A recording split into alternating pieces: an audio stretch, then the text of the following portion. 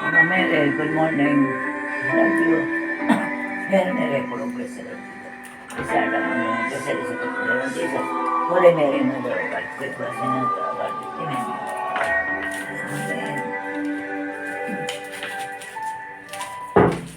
Brothers and sisters, my sacrifice and glories be acceptable to God, the Almighty Father. May the Lord accept the At the sacrifice hand, of the hands. for the blessing of God, for the things, for our good and for the Father, so let us.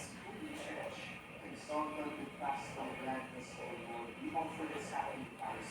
The wisdom of church is what to speak before the Lord. Through Christ our Lord. Amen.